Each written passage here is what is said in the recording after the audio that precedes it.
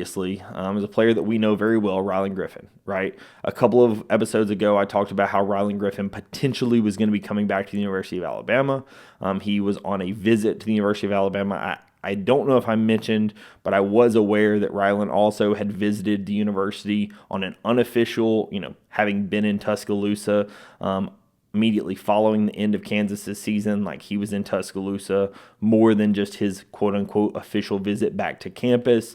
From what I have heard, and there are a lot of discussions around the Rylan Griffen saga, I know a lot of people have talked to him, texted with him, his camp, his family, etc.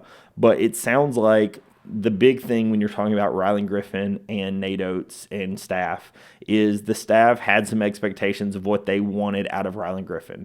I'm not going to get into what all of those are. Some of those are personal, some of those are athletic. But what I mean by this is they had expectations on, hey, we want you to meet certain criteria. There were certain potential penalties from an NIL perspective if he didn't meet certain benchmarks, if he did certain topics.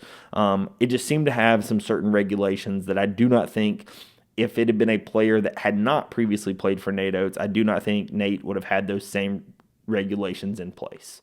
I'll kind of leave it at that. I know it's a little bit vague. I just don't want to get into the personal details. I don't feel like it's my place to share those. I'm sure those will have been talked about, in kind of the back spaces of Twitter. And if you are in some of the forums, these have been talked about. But at the end of the day, Rylan Griffen and Nate Oates obviously had a very working professional relationship, having played on our Final Four team.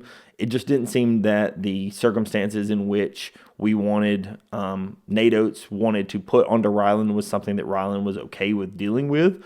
I do also think that A&M just had more money, but I do not think that this was a purely NIL discussion, right? I am not willing to say that this was a Rylan Griffen got more money at A&M, therefore A&M won him, right? I do think that there was clear interest for anyone that is aware of the way this saga went down, that Rylan Griffen definitely was interested in the University of Alabama and was definitely interested in coming back.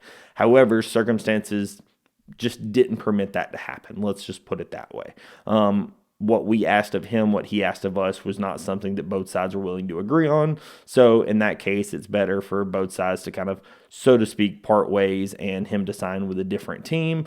Thus, you have A&M, him signing with A&M. So, obviously wish him the absolute best. Rylan was a great player for us. Really would have loved to have had him back. I thought he could be very successful for us.